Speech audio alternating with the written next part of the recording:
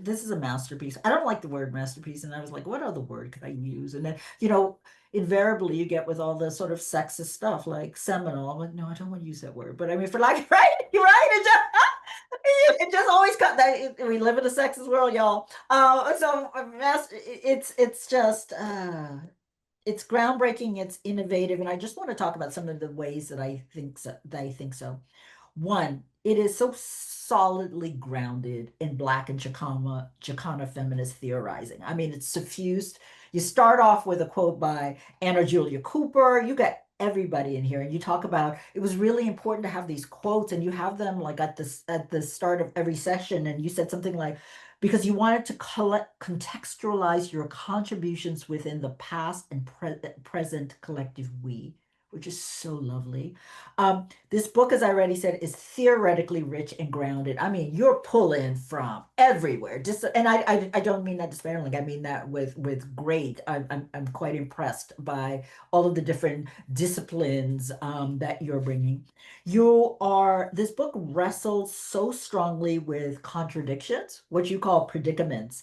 This sort of the solidarity with Black men by also being clear about the harm and cost, right, of Black women having to have to work privilege their oppression at our expense often.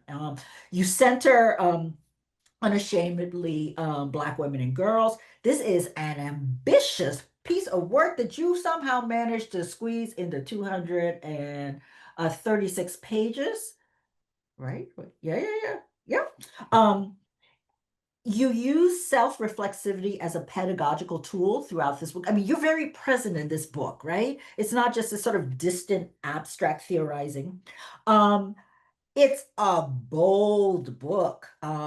You went there. You're like, look, the onus of you're like Black people are always put in spaces where we got to be translated and trying to figure out. And you say here in this book, boldly that the onus of responsibility for cultural translation is on white people. That they will be You said it. You remember? Or are you like me? I write things and then somebody will say something back to me. I'm like, oh, I wrote that. No, that is how I felt, but yeah, it also made it to the page. It also made it to the page. And that, they will likely disproportionately be the readers, but this book is for Black girls and women. And yet you're writing about, really sort of painful and difficult sexual violence and cultural betrayal. But this book is also so filled with hope in your spirit that comes like shining through. And so I just, this book is so wonderful. But where I want to start is this really bold, I think this sort of sums you up. In the introduction, you say and you call it ambitious anchor, your words, is that, and this is italicized, everyone needs to know everything. Everyone needs to know everything. What did you mean about, I know what you wrote, but tell the people and you still feel that? Like everyone needs to know everything about this. Say what you meant by that.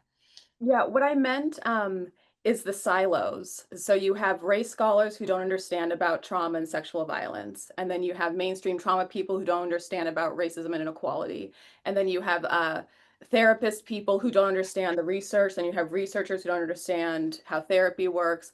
You have lots of folks who are professionals who understand how communities are or systems level change, and so it really was like everyone needs to know everything, meaning that we need to be cross talking with each other and integrating these things, and that it isn't enough just to say, I'm a trauma researcher, so I don't have to get the racism stuff or the intersectional stuff, or I'm an intersectionality scholar, which is steeped in violence. Like the intersectionality literature, it's violence is through it. Oh, totally. But I'm an intersectionality scholar, so I don't really understand about sexual violence, et cetera. And so it really is that trying to bring as much as we can together. When I've gotten kickback on that from people saying, but it's not possible to know everything, I'm like, well, of course not, but consult. Right, consult, Yes. collaborate, like reach out to people, think, go different disciplinary talks, et cetera, so that you get closer to the place where you're able to incorporate these different kinds of things together. And be intellectually curious. Hmm. And Um, humble. yeah, right. And you say, specifically, most of the people who come to these salons, I think, not all, but most, are researchers and people are interested in how to apply intersectionality to research. And you speak directly to us and you say um, that you talk about how Black women and girls are often erased from the rape problem discourse in the Black community, and dominant and mainstream researchers need to grasp the importance of Black feminist theorizing as well as the empirical research that can stem from such theorizing. I thought that was just brilliant. All right. So tell us about, you said that this has taken you about 10 years to come up with this theory. That's what you said that you were working on this. Um, so, oh, and we have a question, but so tell us about like the trajectory and the starts and when you got to the point of, yes, that's it. That's it. That's what I'm going to call it because this is your term, yes? Yeah. Cultural betrayal. You coined this term. So tell us about this writing this process. Yeah. So I started thinking about this on interview for graduate school. I was applying to work with Dr. Jennifer Fried, who is a world-renowned trauma researcher, brilliant, phenomenal.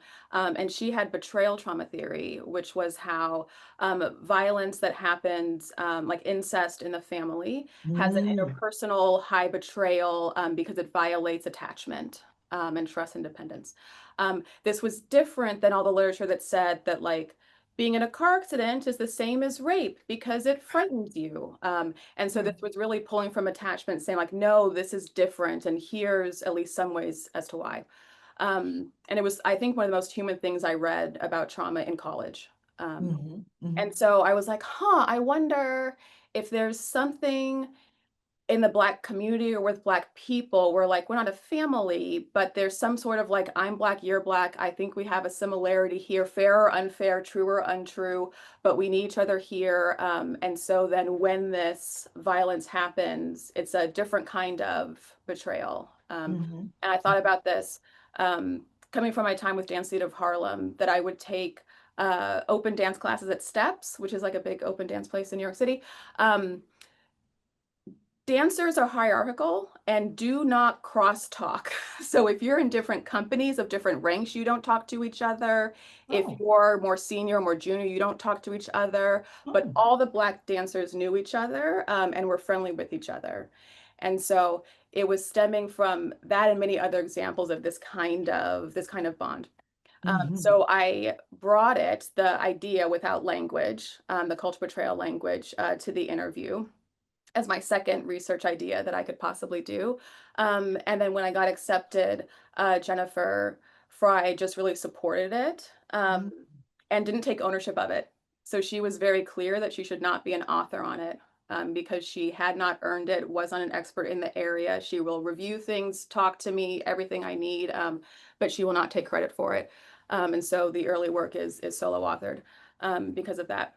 Um, so in thinking about the terminology, I initially was playing with the idea of minority betrayal, because I wanted mm to make sure that people understood that this was not an in-group thing. This was a marginalized in-group thing. So if one more person asks me, what about those poor white people? They're an ethnic group too. And what, I wanted, people still ask me, but I wanted to avoid that. Um, but I felt like calling it minority betrayal like defined the group by external status. You know what I mean? Like, and in relationship then to whiteness. And so I mm really didn't like that. So I was like, I really want to center that we have a culture, we have a group, and it's not in comparison to someone else, even though this is within the context of inequality. hmm And so then I thought about cultural betrayal and how that sounded, how does CBTT sound, and eventually landed on that. In terms of like when I thought it was a thing, so I proposed and first published something non-peer reviewed in 2012. So I had like beginning ideas. It's been fleshed out. In 2015, I came up with the concept of intracultural pressure, um, which was don't talk about this. Like if you are a Black woman who's been raped, shut up. Um, and it was because a Black male convocation speaker was speaking to Black female students and said very explicitly to not go to the police because you don't like what happened last night. Stop putting our men in prison. And I was pissed. Of course. Bad. And I was like, that's something. Like there is cultural betrayal here, but there's like this intercultural pressure that's like, just be quiet about it. Like if you're raped, then like it's sort of too bad. Especially because Black men and boys have it so rough here. Right. And so the racism problem is about Black men and boys. As if Black women experience not even racism and not sexism, interlocking, et cetera, et cetera. And Mhm. so that was 2015. From the 2024, I think the Gómez and Gómez qualitative paper came up with a new term of intercultural mistrust. That's from the participants. So you have intercultural trust, that is the solidarity that you feel. Intercultural mistrust is like the, yeah, I'm good with y'all. Like actually, because you're Black, like this is an unsafe environment Mhm. for me. Mhm. And Mhm. so I say all that to say, like, it's evolving. And now, like, I'm trying to extend the theory, right? With secondary marginalization and like specifics. So there's the framework, but it's ever evolving and ever refining how I think about these to try to get closer to folks' real life experiences and a better and better framework to be able to capture like folks' real life experiences.